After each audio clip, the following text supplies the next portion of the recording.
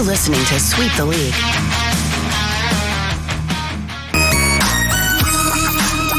Hey, this is George Iceman Gervin, and you're listening to Sweep the League Radio.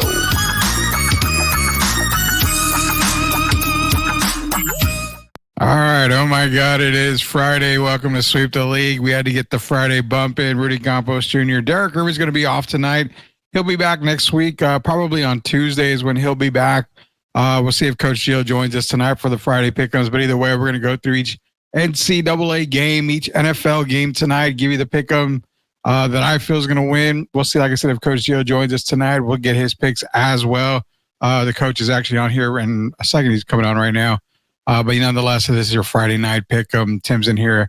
Tar Heel Suck. Yeah, I'm not wearing the cap tonight, so I understand. Native Grill, we'll get Derek's take on that. And Jacob Eric, he's on deck. So we got a lot to get into, man. We got a lot of football games to get into. Let's see how he's doing here. Let's bring on the coach, Coach Gio himself. Is it Hall of Famer Coach Gio yet or no? Not yet. Unfortunately, I wasn't inducted. Not yet. If you're inducted, what high school would it be for? Because you didn't play college. Be Gateway High School, Kissimmee, Florida. Gateway's finest. Kissimmee, Florida. Where is that? I don't know. I don't really know. It's right next to Orlando. So actually, Disney World. No, so Disney World is actually in Kissimmee, Florida. Okay. Yeah. So okay. I'm pretty much in the Orlando area. Gotcha, man. I know you were here for the Mario Elie interview. We didn't get you on for the Pete Babcock interview. Pete Babcock's going to be on, former GN. He's going to come on again and talk more NBA stuff with us. We got a lot of people. I'll just say this, throwing names out there like, Alvin Robertson, former Spur, one of the all-time steals guys. We're looking at a former point guard, an NBA point guard who won a title with the Spurs, and if not for him, the Spurs don't win a title, is looking to come on the show. Is he any nicknames? He's a fast guy. We'll just say that. You're saying first title run or? No, this would be Robinson's last title run. He was on the team. But he was fast, right? I think I know who this is, but I won't. Probably so. It shouldn't be too hard to. Without him, the Spurs don't win the NBA title that year. So we'll leave it at that. Yeah, there was a lot of controversy during that run because people talk about the offseason. Is Tony going to be traded? For Jason Kidd and a bunch of other stuff. But yes, I do know who this is. Yeah, so we're in talks with him to come on the show. So. We have a lot of other people coming on. Former UNLV running Rebel, who is also an NBA player, is in talks as well. So just naming some people out there. And you know what? The reason why we're able to get these guys, because of all you supporters out there. We're up to 621 subscribers on YouTube. Never thought I'd see the day, Gio, where we need, 381 or 89? You're going to be able to retire, Rudy.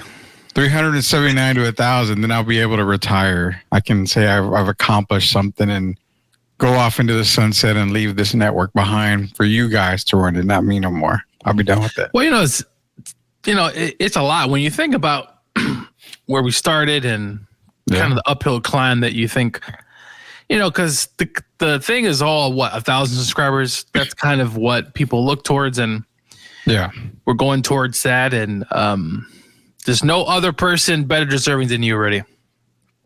So you're too kind. I already mailed your bonus check. You don't have to worry about that. It's in the mail.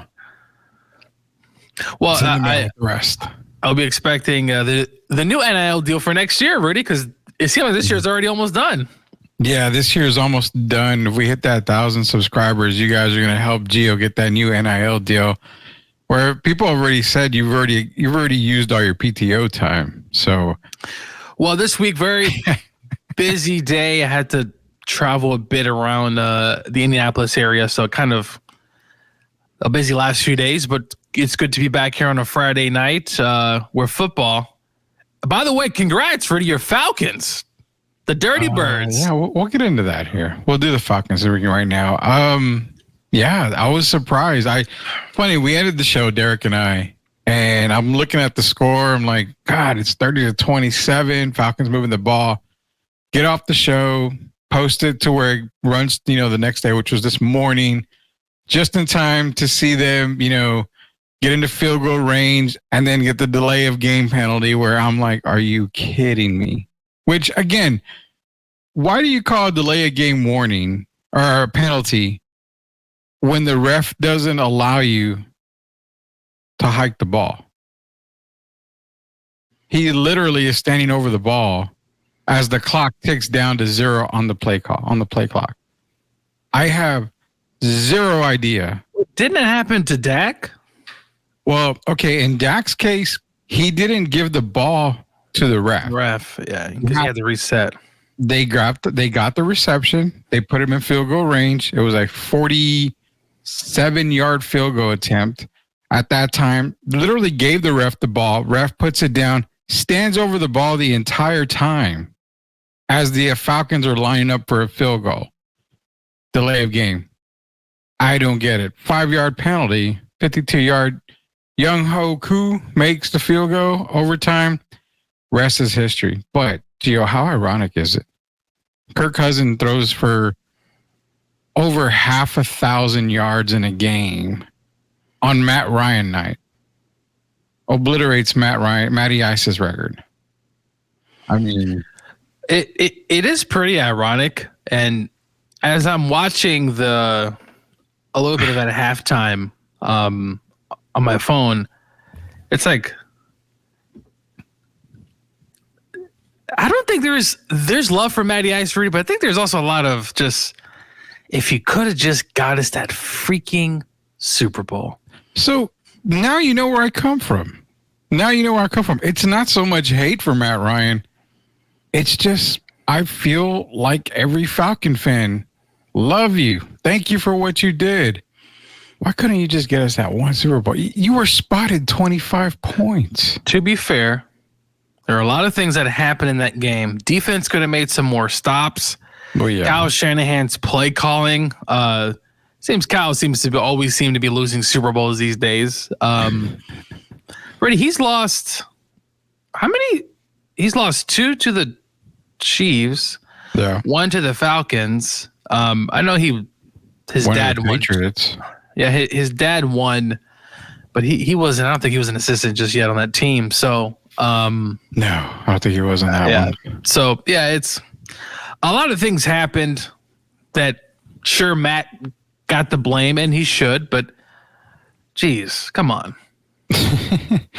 Well, all right. Thank you, Matty Ice. It was your night. Falcons get a great win over Tampa Bay. And you know what?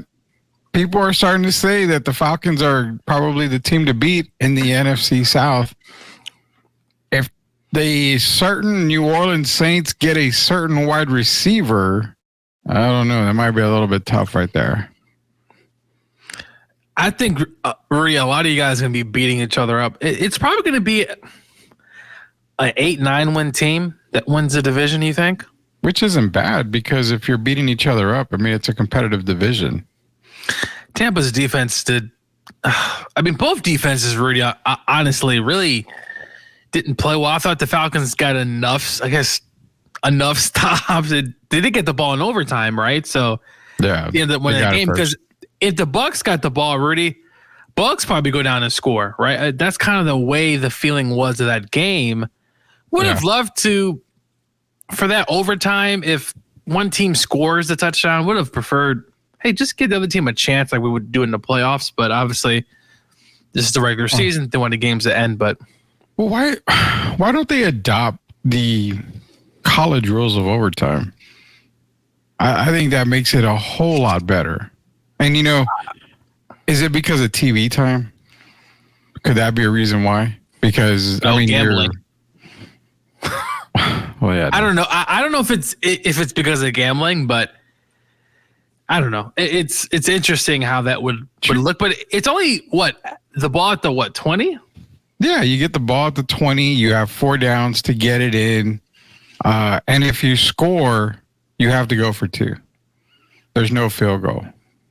So, you can be 4th and 4, whatever, you can kick a field goal. I mean, you can still do that, but if you score a touchdown, you've got to go for 2. There's no extra point. So I think the NFL should adopt the cause. Now, if you're worried about gambling, easy way to fix that. At the end of regulation, that's it. Whatever the stats are, the stats are. Yeah. You know, I mean, college, I do like it because I think you're allowed if you both score. You just keep going. In college, you keep going. Message. Yeah. So in college, you keep going, but you have to go for 2 eventually, though. No, you have to go for 2. I think regardless. Yeah. If you score a touchdown, now you can get a field goal, but you have to go for 2 if you score a touchdown. So I think the NFL should adopt that. That would be pretty cool because, I mean, like you said, I'm happy the Falcons won last night, but it would have been nice to have the Bucs have an opportunity to tie. I mean, yeah, it's a very interesting thing they've done, and they haven't really done anything with overtime. Sure, they did add the playoff rule, which was it the Bills who were complaining, Rudy, that one drive where the Chiefs literally went down to score. No, wasn't that after? Okay, so wasn't that really? Now it may not have been changed. It might have been that game that changed it, but wasn't it the Denver game where Tebow found Darius Thomas in like the first play of the overtime to go? No, and that was it. No? I think it had to be the Josh Allen where he didn't get the ball back, and it was kind of like a lot of the comments. Oh, okay, yeah, you're talking about playoffs. Okay, yeah, playoffs. Okay. So, and also, Rudy, I like how sometimes they change certain calls in college, like in roll time. I don't know. I feel like the NFL needs to adapt. Just adapt. Yeah. You know, they stole the XFL's kickoff. Like, let's start to see some new things and some new ideas for the game. Challenges would be interesting. Could you challenge a penalty, Rudy? Why not? Rudy, they do that in the WNBA. They literally they can challenge a foul call. Yeah. I mean, they can do it in the NBA as well. Yeah. But like in the NFL, why not? You don't want your refs to look bad? They already look bad. I mean, well, yeah, they already look bad. I mean, so you challenge a penalty on the field. That's a little bit harder because what penalties can you challenge? Can you challenge? Man, I don't know. I mean, you can challenge holding, obviously, but what is considered holding? Pass interference. Pass interference is a good one. You can challenge pass interference. What if you miss a face mask call? I mean, you can't challenge if it is a penalty, only if it was a penalty. So yeah, I think, yeah, and the thing is, you can only have, you can make them part of the challenges. Where you have two a game or so? I think it's 2 a game, and if you win one, you keep that challenge. Yeah. So there's ways to make it work. It sounds complicated, but there's a way to make it work. Well, it goes back to Miami, Virginia Tech last week. I mean, the Hail Mary.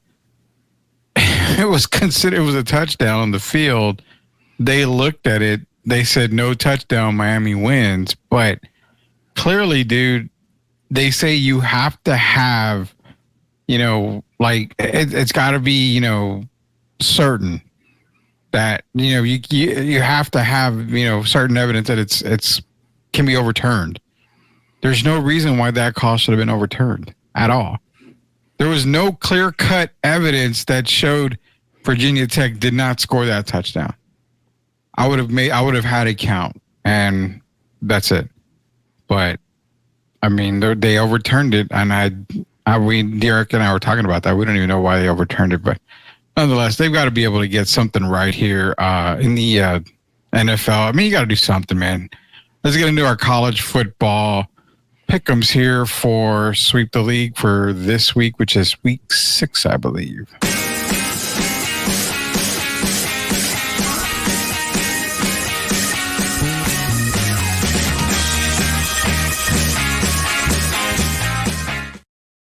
All right, man. Week 6 pick'ems. We're gonna do in the top 25 this year. If there's this week, if you got a game outside of the top 25, let me know what you've got, Gio. Tonight, you've got Syracuse going up against UNLV. I was telling Derek this is gonna be a really good game. I think Kyle McCord's gonna have a pretty good game. Right now, he's 138 yards, 1 touchdown. Syracuse a very tough out for UNLV, but after the whole NIL thing with UNLV, it seems like they kicked it up a little bit of a notch there. Syracuse was up 14-0 after one. UNLV has come storming back, scoring 21 points in the second quarter.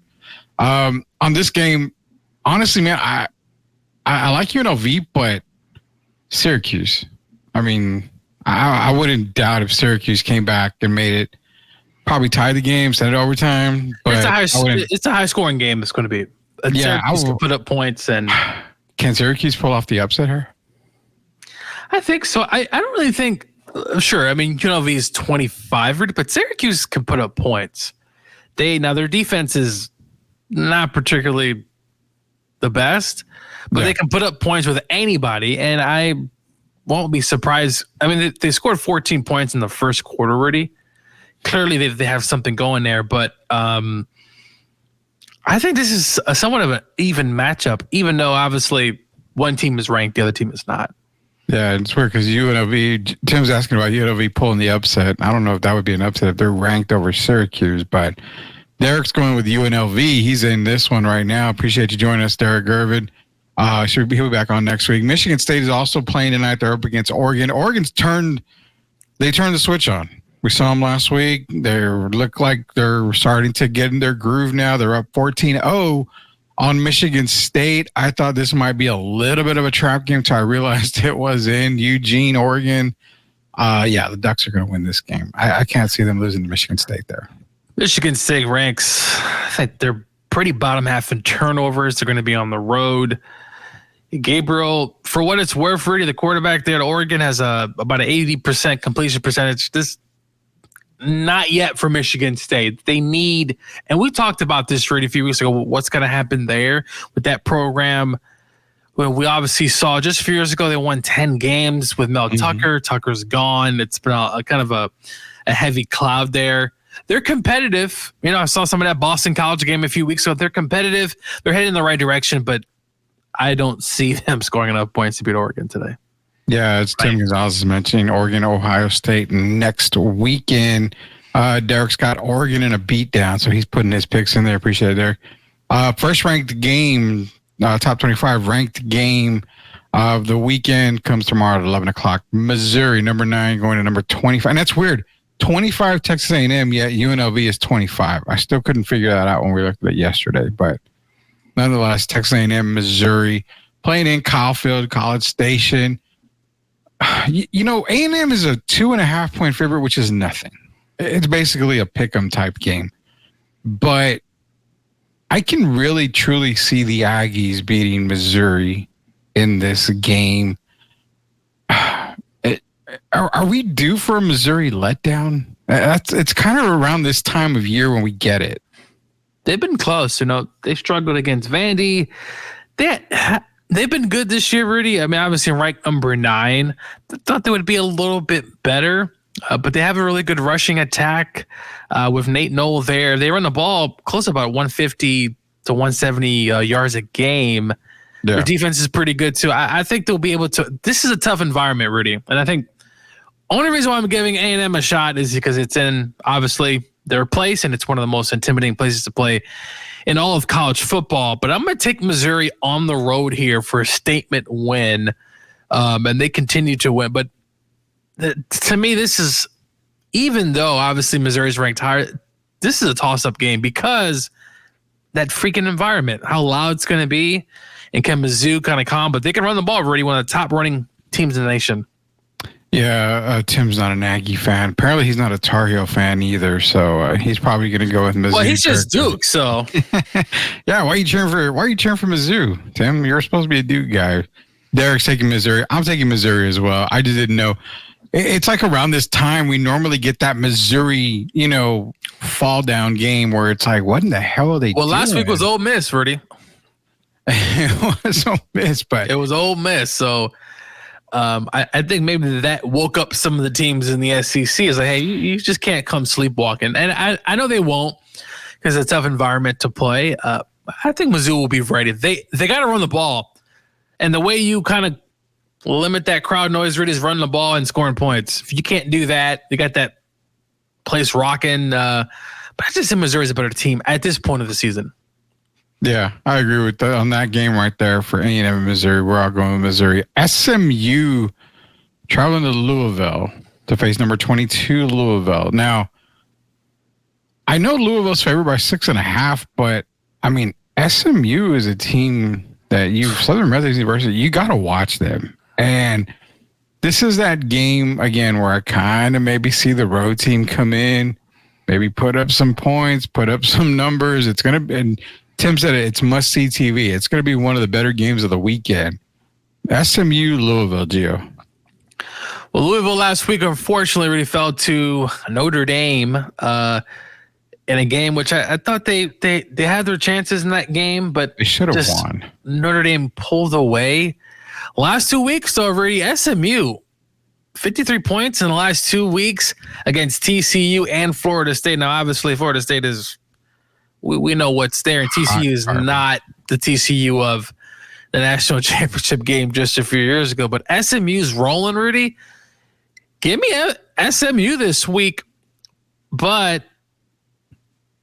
Louisville has to get themselves up. So this is obviously a game where, look, you lost last week to probably a better team for the most part. Can you get back up? It's a home game at Louisville, so it's going to be rocking there. But give me SMU really in the and I guess you'd call it an upset, but they could put up points.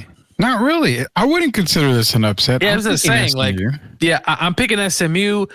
I know that first game of the year, Rudy, they played, was it Nevada? And Nevada almost beat them, but SMU ended up scoring several touchdowns late. Give me SMU here. A high-powered attack.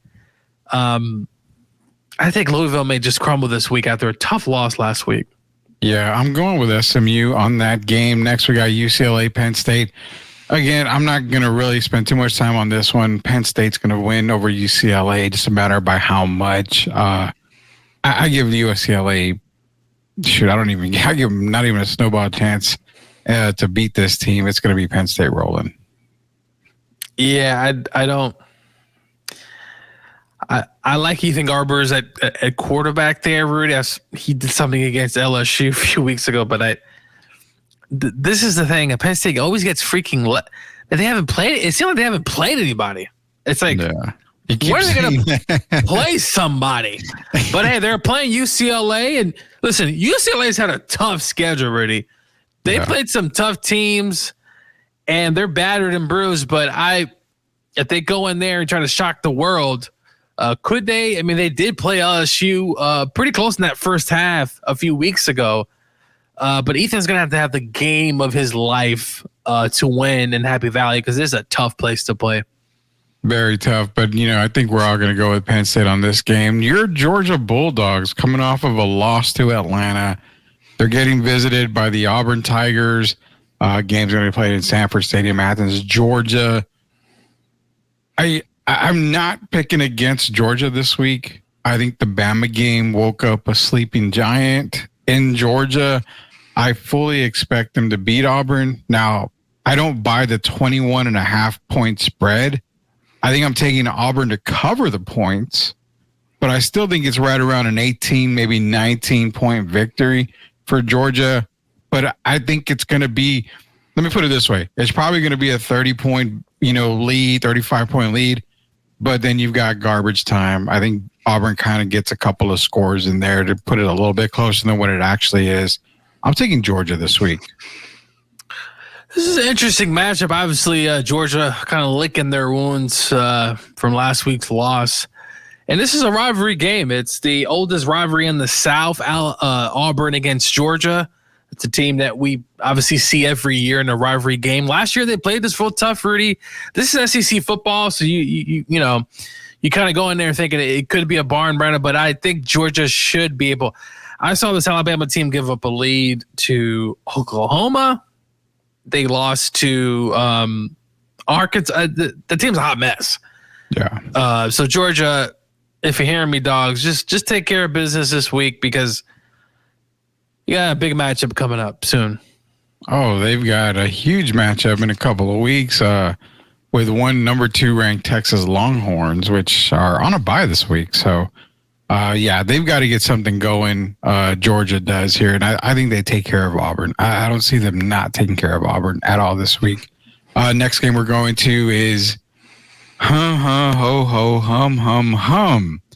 Those damn Indiana Hoosiers who, after we called the NCAA committee cowards, they said, oh, you want them ranked? We're going to rank them. Number 23, a tough game against Northwestern. Going in to Lanny and Sharon Martin Lakeside facility to play Northwestern.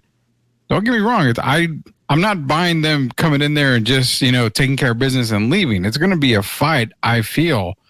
But I do have Indiana coming out on top. I mean, they're just balling right now. And I think last week was kind of a wake-up call for the Hoosiers. I think they bounced back in a big, big way against Northwestern, but it's still going to be a tough game. Yeah, it's kind of like one of these SEC games, right? Like you got a team there. It's kind of at the bottom.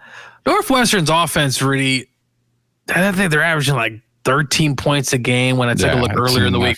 It's not a very good, they play a very good defense. And, Curtis Rourke did throw 2 interceptions in that first quarter against Maryland, was a bit kind of rattled, but obviously played well in that second half. Indiana's offense really this year has, you got to admit, has, regardless of who they've played, it's been pretty impressive to watch. After what I saw last year, with Tom Allen, and he's now the defensive coordinator at Penn State. This team could not score consistently at all. To see where they've come to this year has been phenomenal. I think they continue it. It's going to be a tough game, a physical game. That's how Northwestern wants to play, a physical brand. And obviously it's, I wouldn't say it's a rivalry game, but obviously it's a neighbor next door and not too far from Chicago. It's actually in Evanston, Illinois, which is literally about 5 minutes from Chicago. So it's going to be an interesting matchup. 2 teams, one team's trending up, one team's trending down. But no doubt in my mind, if you're Indiana, you better go in there respecting, because we've seen Northwestern have upsets throughout the years. You just can't go in there and show up. You got to play these opponents, and you got to be focused. But 1 win away from bowl eligibility. I mean, what a year it's been for Curt Cignetti. And he had some bold things to say in that Big Ten kind of conference at the beginning of the year. He was saying a lot of stuff. He says, go Google me, I win. He's been kind of brash about it. But, hey, so far, this program, and whatever happens, if they beat Michigan or they beat Ohio State, that's a tall order. But, man, he's had a good year, and I hope they continue against Northwestern. Wish I could make the trip, but I don't feel like driving that Northwestern. Well, I think they've got to get everything in line this weekend against Northwestern, because right after that they welcome Nebraska. That's a Indiana. Tough matchup. So yeah, it's a game where you want to get right going into that Nebraska game, because then after that you got Washington, you got to travel to Michigan State before you play Michigan. So tough part of the schedule coming up here for Indiana. We'll see what they're made of, but Gio, can you guess what the starting ticket price for Hoosiers and Northwestern game is right now? Rudy, you'd be surprised. I actually looked at this earlier in the week because I thought, well, maybe if I go, I don't know what the average is, but I do know it's over 100 and is it $134 or more? So right now, if you want to buy a ticket, the starting price for a Northwestern Indiana ticket is $200. Okay, it's considerably has gone up. Yeah, I'm not surprised. Considerably has gone up. Now, if you want to see Indiana and Michigan, tickets are starting at $66. So you may want to get your tickets pretty quick. Not a bad deal. And I'm wondering, okay, look, I get it. It's in the Chicagoland area. Yeah. And it's a prestigious school there and all that stuff. I will say, Rudy, they are getting I believe a new stadium. Northwestern's going to get a new stadium in the next several years. I know that, but I don't know why they're charging that much. It's too much for a program that, first of all, their football stadium, I don't want to be disrespectful, but it sucks. I've been there. I don't understand why that is charging so much. Indiana has a nice stadium. It's a nice big stadium, kind of like the old traditional style. But yeah, very odd. I saw that earlier and I said, man, like even if I wanted to go, like why is this so high for a team that is completely Rudy? You know what it is? That they might have more IU fans at the game. Probably. They're probably trying to price them out. Is what it is. Yeah, that's what I'm guessing. So. But I think the IU faithful will make the trip, and I'm sure there's still a lot of IU people who live in Illinois, so I'm sure they'll make the trip. Well, the next game where the ticket starting price is only $23. You have Iowa and Ohio State coming up this weekend. So if you want to catch Iowa, Ohio State in the horseshoe, then it is only $23 starting price right now. But I've been saying Ohio State's the fraud in the top 4 or 5 for football. They kind of shut me down a little bit last week with the 38-7 win over Michigan State. I said that was when their season started. They're playing Iowa now. Again, Gio, you mentioned SEC. You mentioned how the Big Ten is. Iowa is one of those teams where you expect Ohio State to just take care of business, but only favored by 18. There's a reason why. And you've got to take the Hawkeyes very seriously, because Ohio State could be overlooking this Hawkeyes team, knowing what waits next week, and that is Oregon. Iowa's defense is, it's pretty legit, and they have a ton of guys that have come throughout the years. But really, their offense, I just don't see how they can keep up with this team. Do you realize Iowa has not won in Columbus since 1991? And their last meeting they lost in 2022 was 54-10. Where's the offense? If they had a Kirk Cousins who went to Michigan State, or if they had some sort of quarterback. Why are we mentioning Kirk Cousins? Come on. Don't they have McNamara, right? Yeah, I believe he's the starting quarterback. And I've seen some of their games and pieces. I get what you're saying, brother. And that Iowa's on offense has to have the game of their life. Can I throw you a bone here? Sure. Can I throw you a little knowledge here? So Iowa's 3-1. Their one loss, they scored 19 points. Their wins, they scored 40 points, 38 points, 31 points. So they can score. I think they got to score at least 40, maybe. You're betting on that, Rudy? No, I'm betting the under on that. I know I'm shitting on their offense. I know that they've played better than what I'm saying, but I don't know. And Ohio State's defensive line is really good. Their defense has been able to stop the run. Yeah. So Ohio State wins big. I don't, but you never know, Rudy. It's a Big Ten game. Is it a night game in Columbus? No, 2:30. And that's kind of when Ohio State seems to shit the bed, is in the afternoons. I've kind of noticed that. So yeah, it's to be interesting. It's an afternoon game. Game in Columbus. I've been to Columbus. It's interesting. Nice. Yeah. It's a nice little town. Well, it's a nice city. I've been there a couple of times when we lived in Ohio. I always wanted to go to an Ohio State game. I just never made it out there, but it's a nice town. I like Columbus. It's not bad. Moving on over. This is my circled game of the weekend when it comes to college football. Ole Miss coming off that loss, heading into Williams-Brice Stadium, Columbia, South Carolina, to play those Gamecocks. And play them they will. This is the game where I'm thinking, holy shnikes, can Ole Miss go back-to-back losses? They better not. Jackson Dart didn't have the best game. Listen, South Carolina, where they've been competitive this season, I was impressed when I saw them against Kentucky. And for whatever we think of Kentucky already, Kentucky just beat Ole Miss. Yeah. Right? Lost to Georgia by 1 point. They got a lot of speed on offense. Want to see some guys more involved on an offense side, but their defensive line, what I saw them do to Kentucky was very impressive. And also against LSU, obviously it was a high scoring game, but they were in that game. Yeah. I think somehow, some way, Ole Miss gets out alive. Don't ask me what the score is going to be, Rudy, because I can't predict that. But somehow, some way, I believe Ole Miss will come out alive in this matchup. But it's going to be a hostile environment. As a Georgia fan, I know what it's like heading into South Carolina. It's never a fun place to play. Georgia has not always won those games on the road there. So, give me Ole Miss, Rudy. But I think it's going to be a competitive game. 30-27, South Carolina. Okay, I'm taking South Carolina. They're going to get that field goal at the end. I think it's a field goal. South Carolina and Sellers gets the win. Okay. Yeah, I'm gonna go South Carolina. Good God, they play so good at home. So good at home. And what do we know about Lane Kiffin? What do we know about him?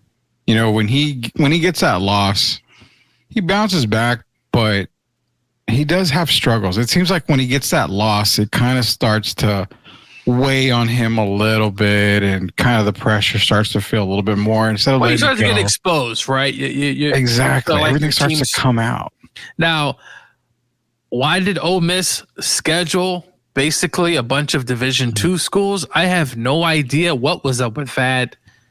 At least Georgia got Clemson. You know, they scheduled Clemson, Rudy. Like, that was, sure, we won, but like, you need to start scheduling these games. Some of these teams are scheduling these cupcakes, and it shows when things get really serious. But I don't think Lane Kiffin and that offense will get things rolling. It could be definitely a shootout. But give me somehow, I think Lane Kiffin and his team, they better win. Because if they don't, that's 2 losses now. And they still got to play Georgia, I believe, Rudy, and some other opponents. I believe they play, obviously, Alabama, which is a rivalry game. So I don't know. Or do they play Alabama this year? Let me take a look. I can let you know here in a second here. Looking at Ole Miss. Now, Tim's right. South Carolina should have beaten LSU. Oh, yeah. So well, maybe they don't play this year. I'm not sure. Ole Miss has South Carolina this week. They've got LSU, Oklahoma. Then they got Arkansas, Georgia, Florida, Mississippi State. 3, possibly 4 more losses on that schedule. Oh, okay. So I know they have a rivalry game with Alabama, but since there's no divisions anymore, kind of discussion might be a little bit weirder than in past seasons. But yeah, no, they better win this week. And if South Carolina wins, that's going to boost obviously their program and their boosters as they're trying to kind of regain some of that light they had over a decade ago. Just trying to get back to those Steve Spurrier days. I think they're on their way up. They look hungry, Rudy. They look hungry. They look very hungry. Now we're going to the number 1 team here, only favored by 22.5 as they travel to First Bank Stadium in Nashville, Tennessee to face the Vanderbilt Commodores. I am thinking this, Gio. Bama's going to get the win. I mean, you've always said Vandy's one of those teams, like, it just plays you tough regardless. You hope to just get out injury-free out of Vandy, but Bama needs to get everything in line because after Vandy, it's South Carolina, Tennessee, Missouri, LSU. This is the heart. It's the heart of the schedule. They just beat Georgia. Vanderbilt's an interesting team, Rudy. We've seen them throughout the year. Rudy, they had Mizzou, a top 10 team, Rudy, right there. They had them, right? So they beat Virginia Tech. Virginia Tech almost beat Miami, right? So Vandy's a team that is playing well. I know they got Diego Pava, who hasn't thrown an interception all year. Sure, Vanderbilt has always struggled against Alabama. The one thing I hope, obviously, I think Bama will obviously win this game, that Vandy comes in and plays well and to just put up a fight. I don't want to see 65-7. I don't think I'll see that. But really, Alabama was such a high last week that to continue that is going to be hard because as coaches always say, Rudy, not too high, not too low, even keel. But we'll see with Vandy what they can do. Is this game in Tennessee? This is in Tennessee. It's in First Bank Stadium in Nashville. So that's what makes it a little bit tougher. Yeah, it's going to be a little bit tougher. I think Georgia plays them next year. I actually might make the trip. I'm trying to go to every stadium in the SEC and potentially the Big Ten in the future. So I'm thinking Tennessee next season. But yeah, no, this is an SEC matchup. You never know, Rudy. You just quite never know what's going to happen. I fully expect Bama to win. Yeah. I don't know. I mean, I think they're going to win. Not easily, but they're going to win. If Vandy did win, I wouldn't be all that surprised. Like, I would be shocked, but I would be surprised. Like, no, that's an SEC team too now. So, okay. I mean, think about this now. If Vandy beats Bama, does that Georgia loss look bad? I don't know if it looks bad. I just think it's a loss, and you had 12 teams in the playoffs. All I know is Georgia wants to be one of those 12 teams. Whether they're the first seed, Rudy, or the last seed, I think Georgia just wants to get it, and I think it's a little bit different. Sure, if it's last year, right? Mm-hmm. Or the year before, like, sure, like only 4 teams get it. It's potentially a bad loss. Definitely if Bama kind of goes on a downward spiral. But Georgia got to be one of the 12 teams. And Rudy, it's crazy to think we're going to have 12 teams in the playoffs this year for the first time. Don't talk about I know, right? Playoffs? You kidding me? Playoffs? Of the era, me and you, Rudy. More part of the BCS era, or that where it was kind of wonky. It's like, do you remember one year Miami was number 1 and they played number 3 Nebraska for the championship game? It was just like, well, what about the number 2 seed? Like, so now we got 12 teams in the playoffs. I can't wait, Rudy. We're gonna have some home and away. It's gonna be a remarkable. I can't wait. I might be more excited for that than I am the NFL playoffs. Well, I've always been excited for March Madness, and the college football playoff brings you that March Madness feel because anybody can win at any time. You just don't know. I mean, Rudy, we can have Colorado going on the road to LSU or going on the road to Ole Miss. I don't know. Like, it's going to be some interesting matchups, especially that first round, because I think they'll have some teams have buys. I believe. I think it's the first 4. Yeah, first 4 teams will have buys who are the big 4, if you want to call them. So, but yeah, I got Bama definitely winning big, but for Vandy, I hope you just go out there and compete, and they'll definitely compete. It's hard to take down a giant like that. Oh yeah, I think the next couple of games are kind of easier to determine. Clemson going to Florida State, Bobby Bowden Field. They're not going to have DJU playing for Florida State. I think he's out this week, so they're going to go with Brock Glenn. Might be a saving grace for Mike Norvell because DJ's has been terrible this year. So it might be a saving grace. Well, Mike said that it was that he's been playing good. It's just the team has it. I said, bro, stop. Stop what the coaches talk. We don't need to hear any of that. Stop. Because didn't they just lose to Cal too, Rudy, like a few weeks ago? Yeah. You don't have to convince everybody that's watching the games that, DJ is a good quarterback. He's terrible. We know he's terrible. You don't have to be an analyst. You don't have to know jack about football just to know that he's terrible. The guy has a total of 1,000 yards passing, 1,065. He's only completing 53.8% of his passes. He's got more interceptions than touchdowns. That should tell you enough about the way DJ's been playing. Well, Rudy, let me ask you, why didn't he just stay at Oregon State? I have no idea, man. I thought he had no idea. Well, he threw for 21 touchdowns, 7 interceptions. I thought that made a lot of sense just for him to stay there, right? I just maybe because of the demise of the Pac-12. I mean, there's no exposure. I think, Rudy, if he would have went to, let's see, maybe Washington, right? Because obviously Washington had a lot of guys leave. He goes to not a small program. There were obviously a big program in the Pac-12 and a respectable team. maybe going somewhere like that. I don't. Florida State, after what happened with them, Rudy, going undefeated and feeling like they got subbed and this and that, and all that going into that, how much pressure it was. If you go to Washington, Rudy, there's no pressure there. The team literally got so many players left. Like, no one would give any pressure. I just feel like going to Florida State. I get it. He's a competitor and he wanted to play at the biggest level. And obviously, Rudy, the money, right? Oh, the money. Probably gave him a bunch of money to go. But now it's like, dude, it's a bit of a laughing stock. And it's sad because I thought last year he made strides. The last 2 years he played well. And but yeah, no, now it. But where does it go from here, Rudy? All you can do is go up. Just not this week. I have Clemson beating them this week, so I don't expect Florida State to win this week. I got Clemson winning. No, Clemson has been on a mission. They've played well after that Georgia.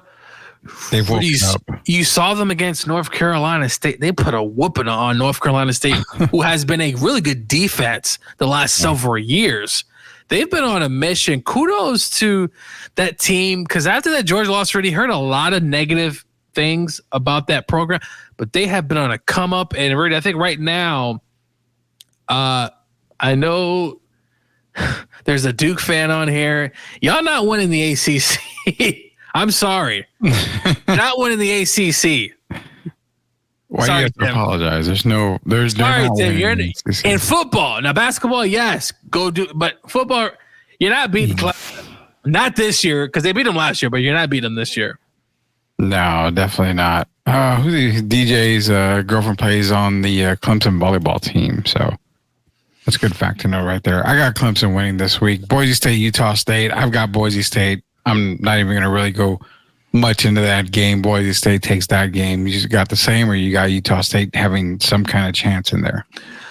The way Genty, Rudy, has been running, it's been a special, and I think we need to appreciate he's playing for Boise State now, Rudy. He's not playing for Alabama like a lot of these other backs of Derrick Henry and Mark Ingram and Harris and all these other guys. He's playing at Boise State, and he's doing something very special. I don't care where you play, but this particularly looks a lot more special than what some of the other guys do with their offensive lines averaging like 350 pounds. Yeah. Well, check it. I mean, if people want to know how good he is right now, 4 games. They played 4 games, right? 845 yards rushing, 13 touchdowns. That is Madden crap right there. Rudy, can he be Barry Sanders? What, 30? What was Barry's record? Was that 30 touchdowns? All-time NCAA football rushing. Well, in a single season. Yeah, I'm looking up single season records here. Yeah, but, man, Rudy, first of all, okay, Barry's thing was crazy. So Barry Sanders, Oklahoma State, holds a record for most rushing yards in a single season with 2,628. If they included the bowl game, he would have ended with 2,850.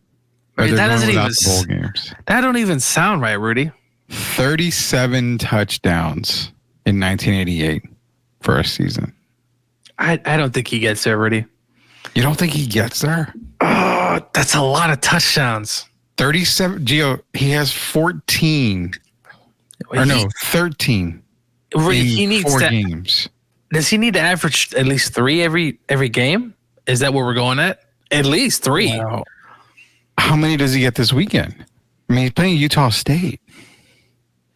Okay, so if they're trying to get him the record, which is going to be tough, he's got to have if he's playing Utah State, he's got to have at least 5 this game to really, because really, it's a lot of touchdowns. I mean, 36 is ridiculous. Well, Barry's just 37 for a season. Oh, okay, never mind. 37. Rudy, I mean, listen, he's off to a good start. He's a special kid. I actually remember him from last season, and I remember him because I've been playing a college football game, and just he's been special. But man, he is would you say, Rudy, if he wins the Heisman, he's going to be a first-round draft pick, right? How do you think the measurables? I know running back is such a deep value that people might not even look at him. I'll say this much about Gentry. I think I don't really start breaking down players until a little past the halfway point of the NCAA for mock drafts and stuff. But I would say he would probably be a late first. Second. Maybe second round, early second, late first right now. But I mean, it's like I mentioned the other day with Derek again. I'm like, man, I never liked the Bijan Robinson pick for the Falcons. I mean, if you look at it, Bijan hasn't done squat since he's been drafted. So that's why I don't like the running backs being drafted super early in first rounds. I hate it. I will say Todd Gurley had a good run his first, 3 or 4 years, Rudy? Mm-hmm.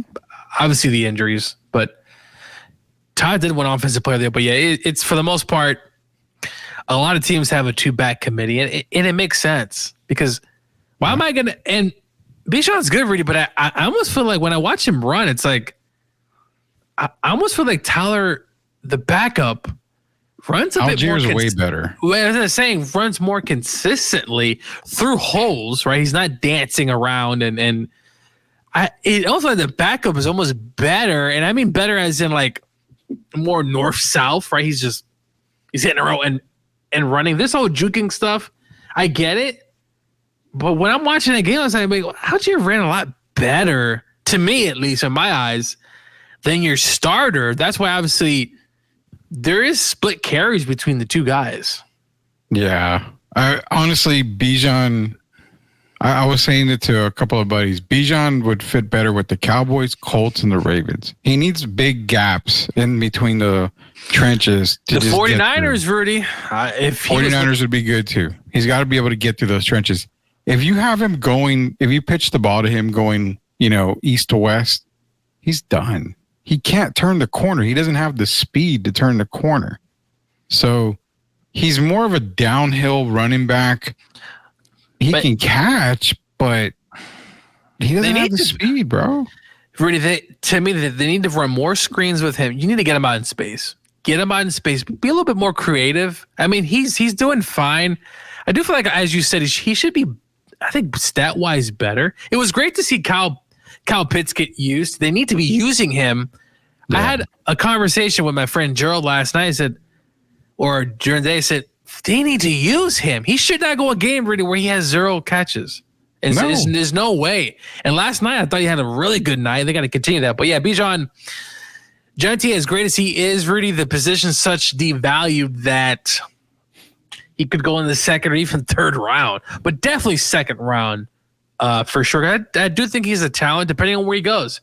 If he goes to Baltimore, Rudy, with that team, oh yeah. Makes a lot of sense. A lot of sense if he goes to Baltimore. I could see if the Ravens obviously have a later pick to make the playoffs and stuff like that. I could see the Ravens pulling the plug. He could even fit with the Bengals team, I would think, too. The Bengals need a running back. No disrespect to Zach Moss. The Bengals need one. There are a few teams, Rudy, who are Christian. What's going to happen with Christian McCaffrey? I don't know. Like right now, Rudy, it doesn't look like, at least this year, he's not coming back for, I think, longer. I think the tendonitis and both knees. That's, if I'm him, I'm probably just taking the year off. There's probably no way, because when you have that kind of injury, when you're that injury prone, I mean, you and I know for a fact, and one good hit and you're done. It's so interesting, Rudy, because we talked about it. He's been healthy the last, healthy with the Colts, but he's been able to play. Before that, Rudy, he was out for almost 2 years with the Panthers because of injuries. Yeah. So in the back of my mind, I said, oh, the clock's ticking on him because he has shown to be injury prone. And it sucks because when he's playing, Rudy, with the 49ers, and it's possible he could play in the playoffs because, it's just a one-game scenario. But Yeah, there's going to be some teams in the market needing a running back for sure, and the Bengals, they need a running game to really help out that passing game. Yeah, they do. We're going to get into NFL. We got to do our NFL picks here. We're running out a little bit of a time, so let's get the last couple of NCAA games in. You've got Baylor and Iowa State, Michigan, Washington, Tennessee, Arkansas, USC, Minnesota, Miami at Cal. The only game I really feel that's going to be difficult out of these last five, Gio, I made the case for the Miami Cal game. Reason being, it's 9:30 p.m. California time, which is 7:30. That is 11:30 p.m. basically, or 10:30 p.m. 10:30 p.m. for Miami. I was telling Derek, man, that game is probably the worst game you could have probably scheduled for Miami because you're going from East Coast literally to West Coast time. It's in the evening. If I was to play this game, I would have probably scheduled it for maybe 4 o'clock, 5 o'clock kickoff if I'm Miami to see if California would do that. But no, it's going to be a night game. Guys are going to be tired, man. They're not used to playing games damn near 11 o'clock at night. Also, Rudy. Their time. College game day will be at Cal Berkeley for the first time ever this weekend. Yeah. So the crowd's going to be loud. We saw Cal beat Auburn, and I know it's funny now because what's become of Auburn, but it's still an SEC opponent, and they still won regardless. I'm gonna still take Miami and Cam Ward. They throw a lot, Rudy. This could be definitely a shootout. Cal has Cal can play defense. They can play. This is not a Cal team this is a new team heading into the ACC. I think Cal can hang around, Rudy, but I just think Miami, man, Cam Ward just slings it around so much. I think Miami will just be too much for Cal at the end. Yeah, it's just a trap game for me. I think that's one game where I'm looking at the time zone. I'm like, man, it's going from the East Coast to the West Coast, and if it wasn't for a night game, considering, like I said, Miami. It's interesting, Rudy, because when I went to San Diego last year, we left at pretty late for that flight, and when we got in, it felt like it was like early, but if it was late, like on the East Coast, right? So your body's out of whack, and that's a late start for a football game. Feel like it's almost midnight. Well, so, it's not a late start for the West Coast. Well, yeah, you said it's 7:30. Those fans are spoiled big time on the West Coast. I wish I was there because I could watch these games early. But yeah, no, that's going to be the interesting part. How they take care of their bodies, how they prepare. But just give me Cam Ward. I think they'll have enough. And also, Cam Ward did play at Washington State, which he did play in that time zone, so he has some familiarity with that. Yeah, he does. Those are our NFL picks. We covered the NCAA picks. We're gonna get into our NFL picks. What's up? Watch out for Arkansas and Tennessee. You really think so? And I thought about that. Sam Pittman and that team, they got a quarterback there. Forgot his name, but he can run around. He could sling it. Watch out for Arkansas, Tennessee. I like Arkansas. I know they got 2 losses, but man, watch out for that game, Rudy. Also, watch out for that. If you don't know, Washington is favored over Michigan tomorrow. Are you serious? They're favored by 1.5 points, but they are favored to beat Michigan tomorrow. So I know the Huskies beat Northwestern. I don't know, Rudy. If Michigan, I don't see it. But I don't see Washington. Obviously, they're at home. It's going to be a loud crowd there at Husky Stadium, but I just don't see it. But Rudy, Michigan really doesn't do anything but run. So I guess if you stop the run, right, like you should have a chance. You have a chance to win the game. But yeah, I just want to point that out, man. I can't wait for that Indiana and that Michigan game, Rudy. Oh man, it's going to be at home in Indiana. So before we go to NFL, let me ask you, because I posed the question to Derek. I said, if Indiana goes undefeated until that Michigan game, they should be in the top 15. Yeah.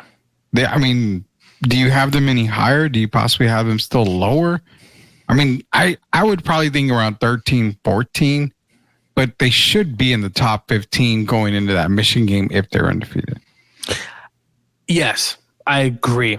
To me, they have, if I'm just looking at a quick snapshot before we go to NFL, to me, they probably end the season with 2 losses, and that's Michigan and Ohio State. Michigan State's a rivalry game, so it's a game where, hey, they battle for something. Obviously, Purdue, last game of the season, it's a big matchup. Nebraska, Rudy, that's the flip game for me. If they can beat Nebraska, have 2 losses on the year, Rudy, you can't tell me that they don't make the playoffs with 2 losses. I find it hard to believe there's going to be other teams in that position, especially if they play Michigan and Ohio State tough. If they play them tough and they lose by 3 to 6 points, I think the committee can't leave them out. Obviously, if they lose, but Nebraska's the game. They gotta beat Nebraska because 3 losses in the playoffs. You could still get in. Don't get me wrong, but it's gonna be tough. But I can't wait. Nebraska's gonna be a big game. It's gonna be a loud crowd. Hopefully, there's no rain in that freaking Big Ten game, so you can relax. Probably gonna be rain. It's Big Ten football, man. Yeah, I know. It's gonna be rain. Tim was asking about the spread on the Virginia Tech Stanford. Virginia Tech is favored by 7.5 going against Stanford, but let's get into our NFL picks real quick here so we can end the show. It's getting kind of late here. We all got to jump off here. So let me get the screen here so we can get our NFL picks in for the weekend. And let's cue it up. All right, buddy. Here we go. So last night we kicked it off with the Falcons and Buccaneers. Falcons won 36-30 in overtime. Kirk Cousins threw for more yards than he's had in the entire season. He's probably going to He's probably going to go on the injured list after that game for a couple of weeks. No, really, he's probably going to throw 4 interceptions next week. That's how it normally goes. For 500 yards last night. Had some 3 or 4 touchdowns last night, but he blew his wad last night. Let's be honest. He blew his wad in that game. We're going to kick it off with Jets and Vikings. Jets not looking very good, but still one of the better teams in the AFC, Gio. Sam Darnold playing like nobody had ever expected Sam Darnold to play. He's in the right system. Got Jordan Addison back last week. Jordan Addison was a very, very, very key factor for them. He's about to get TJ Hawkinson this week. This game is played in London, though, so they are across the pond. Can the Vikings go to 5-0? For me, I think the Jets end it. I think the Vikings lose, and I take the Jets across the pond to beat Minnesota. Rudy, I'm there with you. I'm going with my former team, or my former where I used to live, New York. I'm going with the Jets and an upset. Yeah, I would say it's an upset. I would say. Yeah, I mean, you take a look at what the Jets did last week against the Broncos. I think Aaron Rodgers in a dome setting, Rudy. I think they get the win, but it should be a good matchup, though. Yeah, definitely. We're both taking the Jets. Ravens and Bengals, man. The Bengals coming off that win. Ravens are starting to look really, really good. Derrick Henry just putting up massive numbers. He almost had a 200-yard rushing game. I think he gets close again this week. I think they run all over the Bengals. Bengals not going to be in playoff contention. I'm actually going to take the Ravens this week. Not so fast. I'm taking the Bengals. This is a team that, Rudy, from week to week, teams look very differently. We thought the Bills were world beaters. Last week, they get murdered. So I'm picking the Bengals just because the Ravens played crazy last week, or the last few weeks. I think the Bengals find a way to win this game at home against the Ravens. 2 of the top teams in the AFC going head-to-head. Bills going down to NRG Stadium in Houston, Texas, to play against the young Texan squad with C.J. Stroud. Now, the Bills have a ton of injuries coming into this game. A lot of players are going to be out. A lot of starters are going to be out. Their best receiver, Shakur, is going to be out as well. Stephon Diggs is on a mission, obviously, Gio. I'm going to go with the home team on this one. I'm going to take the Texans to beat the Buffalo Bills.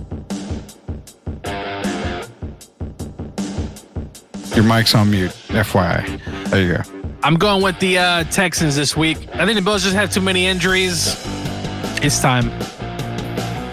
Moving on over, Panthers and Bears. Oh my. Caleb Williams has to look good this week, doesn't he? I mean, it's the Panthers. You would hope at Soldier Field he would look a little bit decent. I'm taking the Bears to win because their defense will get it done for them. I don't trust their offense. Give me the Bears to win. They beat the Rams last week, Rudy. For what it's worth, they ran all over them towards the end of the game. I don't love this matchup, but give me the Bears at home, Rudy. The environment, the fans. I think the Bears find a way to win against Andy Dalton and the Panthers. Andy Dalton and the Panthers. I thought I would never hear that. Browns and Commanders. Browns are looking terrible. Jaden Daniels is playing at Cam Newton level right now for the Commanders. Northwest Stadium, Landover, Maryland. Give me the Browns to win this week. Amari Cooper having a pretty damn big game this week. Jerome Ford, probably a fantasy viable play this week. Give me the Browns to pull up this upset here. Jerome Ford has been terrible on my fantasy team, Rudy. I need something from the guy. But I'm still 3-1 in your league. So anyway, give me the Commanders. I picked the Browns last week, Rudy, and they played terrible. They're going to somehow play terrible again. Give me the Rookie of the Year and Jalen Daniels so far. Colts and Jaguars, another terrible, terrible matchup. Trevor Lawrence, they got to get off the pot right here, right? They got to get off the toilet and get a win here. I'm going to take, reluctantly, I don't know why, I'm taking the Jaguars to get their first win. Only because there's no Jonathan Taylor. Don't really know about Anthony Richardson playing. I don't know, man. I think all the crap you're seeing between Peterson and Trevor Lawrence, I think it just comes to a head. I think they come through with a victory. It's the perfect ending to a story that's been horrible all season. Give me the Jags to get their first win. Give me Duval County up there in Jacksonville, Florida. I'm taking the Jags. They played much better last week against the Texans, Rudy. I think Jacksonville takes care of business at home. They need to because they've been terrible. Bad. They got to be bad, man. Dolphins and Patriots. We never would expect this game to be involving two of the worst teams in the AFC. Figure the Dolphins now with no Tua. There's really no reason to play the games anymore if you're the Dolphins. Get rid of the entire team. Trade them for all the assets that you can. Give me the Patriots to beat the Dolphins this week. Rudy, the Dolphins quarterback situation is absolutely dreadful. You can't get a quarterback. Tyler Huntley was terrible last week. They should have just put the other backup in. Give me the Patriots. I have no faith in the Dolphins. You would think Jacoby Brissett could be better. He hasn't been playing great, but give me the Patriots by a half a point. You could get Jimmy G for the Patriots there, and he'll make this game, a Patriots like landslide victory. Cardinals and 49ers now. Again, the Niners haven't looked good. Brock Purdy, he's a system quarterback. He's this and that. He's this and that. He's been terrible all year. He hasn't really been doing much, Brock Purdy, just in my opinion. Terrible? No. He's been good, Rudy. No, he hasn't been putting up stats that you're normally seeing in a Shanahan type of offense. Can we be fair on that? He's got the yardage, doesn't have the touchdown passes. San Francisco hasn't looked good all year. Let's be real. They haven't looked good all year. Cardinals aren't looking any better, but I think when it comes to this game, I'm going to take the Cardinals to beat the Niners this week. No chance. I'm picking the San Francisco 49ers at home in Santa Clara. Rudy, they're just a better team. And what I saw in Arizona last week, when I picked them to win and they screwed me over, I'm picking the 49ers. They're just a better team. Deebo Samuel and Ayuk's going to go off. They're going to, Rudy, Brock's going to dot this defense apart. I would hope so. He needs to start looking good. There you go. Syracuse is up 31-21 over UNLV. I was telling you. I told you, Rudy, I've been watching on this team. I've bet with this team before. They just put up a lot of yards. They really do. Raiders and Broncos. Bo Nix, man, he's the best worst quarterback in the NFL this year, getting the wins for the Broncos. Raiders have a lot of turmoil with Devontae Adams. Max Crosby is another one that just doesn't want to be there. Antonio Pierce has lost the locker room, and guess what? When you lose the locker room, you're going to lose the next game. I'm taking the Broncos to beat the Raiders. This is a tough one. I thought the Raiders played pretty decently last week and beat the Browns for what it's worth. Give me the Broncos this week, a mile high up there in Denver. I think they're continuing some of that success, though not much success last week against the Jets, but I think they pull out of a win. I don't know what's scarier in Denver this weekend, the airport or the Raiders visiting Denver. So we'll figure that out. Packers and Rams in Inglewood. Gio, your Rams are just depleted with injury, man. Jordan Love's coming to town. I love it. Give me the Packers. I don't know who's going to win this. Give me the Rams. I have to pick them. They're my team. You don't have to, but I know I'm you want to. going with the Rams this week. I was so disappointed. I turned the game off against the Bears midway through the third quarter. I was just so disappointed in this offense. I think Sean McVay is really good after a loss. I think they find a way to win this game. If we lose, we're not making the playoffs, so we got to win. Yeah, I don't think they win this week. Giants and Seahawks. Now, I had the Giants winning until Malik Neighbors was rolled out. So I'm going to take the Seahawks this week. So give me the Seahawks over the Giants. Give me the Seahawks. The Seahawks showed me something. Even a loss against the Lions, the Seahawks is going to be too much. They're going to run the ball, clearly, with their two back studs there. So, Hawks. 100%. Cowboys and Steelers. All righty. This is one of the games that everybody obviously circles here in Texas. I don't. No, I'm saying in Texas. Everybody circles it in Texas because it's the Cowboys. Now, going back to old football days, man, Doomsday Defense, the Steel Curtain. Oh, man. If the Steelers lose, they have the talks of Russell Wilson taking over for Justin Fields. Cowboys lose, it's burn down Jerry World. You know what, Gio? Burn down Jerry World. Give me the Steelers this week.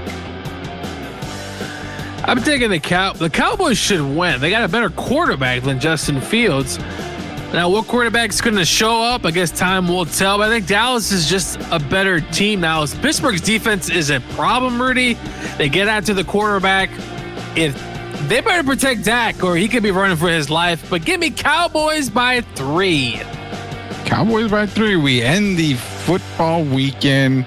Monday Night Football. Saints visiting Arrowhead, where the Chiefs have looked horrible. They're the worst 4-0 team in the league right now. I have no doubt about that. But again, it's Monday night. All eyes are on Patrick Mahomes. Loves this area. Loves it. Derek Carr's come back down from reality, from the clouds back down to reality. And guess what? I think the Chiefs go 4-1 after this game. I'm taking the Saints to beat the Chiefs this week. Well, my girlfriend's a Chiefs fan. I'm taking the Chiefs this week. I don't believe in Mr. Carr. He's come down to earth. And I told Chris Leha this. I hope he's listening. That this team would come back down to earth. And they certainly have. But I can definitely see Saints winning. But give me Pat Mahomes in Kansas City.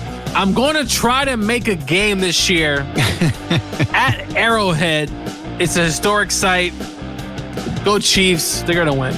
You better go before they tear it down and never have a football team there again, because apparently nobody wants to build. I was trying to go to the Raider game, Rudy. That what? Oh, yeah. That should be a fun environment. But yeah, the plan is for the next few years is to go to some of the best stadiums. We want to go to Kansas City in baseball, which is one of the best, along with Pittsburgh as well, which is one of the best baseball stadiums. So trying to expand the horizons. So I will admit, when we went to at the time, I think it was the Great American Ballpark, Cincinnati. It still is. It still is that? Okay. So when we were in Cincinnati, we lived close to that. We went there. Man, that was epic for us. We had never been to, a Major League Baseball stadium outside of Texas. I mean, my wife hadn't, so that was great for her. We have the same deal. We want to go. Obviously, we want to go to Wrigley. We want to go to well, it's not Yankee Stadium anymore, but go to Boston, catch a game there. We want to sit on the Green Monster, but I mean that's like probably $1,000 a ticket to sit up there. Yeah. Oh yeah. That's I definitely want to go to Boston as well. I've been there, but haven't been a chance to go to there. I've been to Wrigley Field, Rudy. Super nice. It's a very historical site. I have been to the South Side and the White Sox. Not so nice. That's what I've heard. You want to stay clear away from the White Sox area. Well, the White Sox are trying to get a new fancy stadium, Rudy, for on I think it's the north side of Chicago, which would be kind of interesting. But how about you spend some money, White Sox ownership? Because Rudy, we didn't talk about this. We don't talk about too much baseball here, but Rudy, they've had how many losses? 120. It's just it's bad. It's bad. Kudos to the Mets, Rudy. Last night, Pete Alonso 3-1 home run to basically win the game, and they also extended that lead. Rudy, any scenario the Padres beat the Dodgers? Yes, I have a Guardians Padres World Series, but I have a feeling it's going to end up a Yankee Padres World Series. The Padres are playing too good right now. They're playing really good right now. And, if the Dodgers don't have Shohei, Dodgers really aren't a playoff team. I mean, let's be real. Shohei pretty much, took them there. I think their Dodgers are playing here right now. Padres are playing here. Padres have the pitching. I know Musgrove is not pitching, obviously. That's tough. But they still have Dylan Cease. They've still got other pitchers. They've got the bats to compete with the Dodgers. I've got the Padres beating the Dodgers. I don't know. What do you have for that? Man, it's such a toss-up series. I like what the Padres are doing. I saw, obviously, the series against the Braves. And, hey, for whatever's worth, the Braves were in the playoffs. And I thought the Braves had a shot, Rudy, but just couldn't really get that offense flowing. Mm-hmm. We saw them put a ton of runs up against the Mets in that series before to end. But, yeah, give me the Padres. Plus, Rudy, I don't care much for the Dodgers and all that freaking spending they do and all that weird stuff. They also, Ohtani's getting paid $2 million and they're going to give him his contract essentially after he retires. It's just not fair. But, give me the Padres. And our boy Jonathan Mathis will probably cry if the Dodgers get eliminated. I mean, it's still a California team. He doesn't. He doesn't fare too well with those Padres. Yeah. And how about those Tigers? What a series! Yeah, against the Astros. And as everyone knows, I'm a Mariners fan. It was like Christmas morning, Rudy, waking up, saying the Astros get eliminated by the Tigers.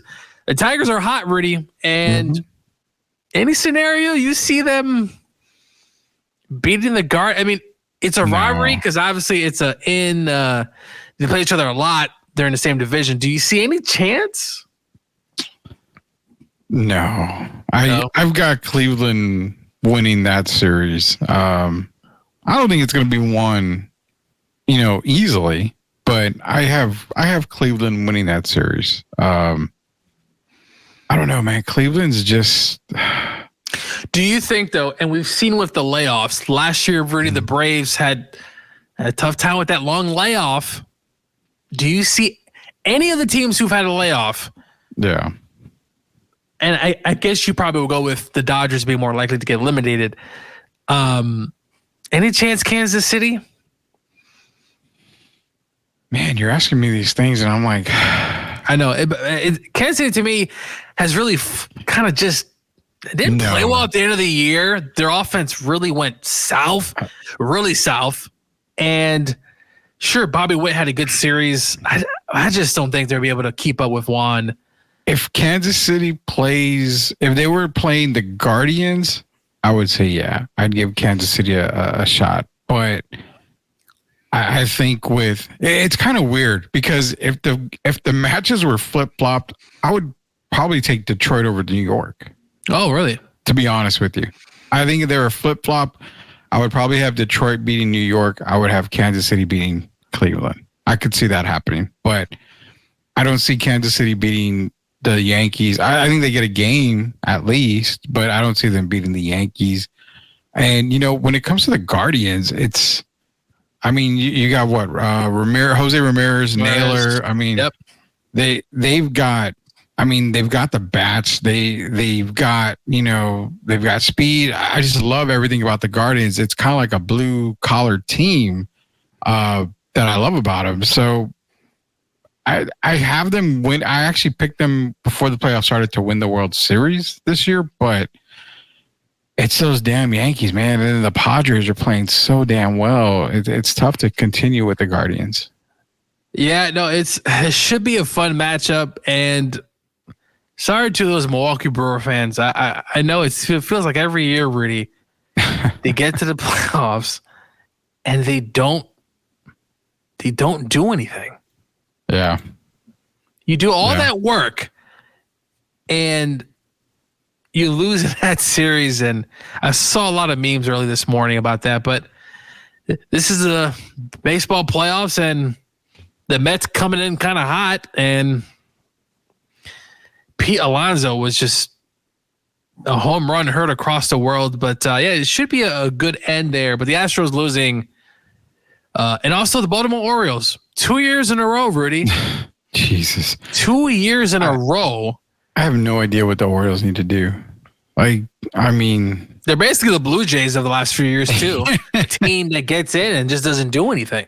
All the power, all the scoring, bats. pitching. Everything just falls in perfect for the Orioles just to get knocked out. I don't get it. I really don't get it. Now, before we go, do you give the Mets any chance against Philly?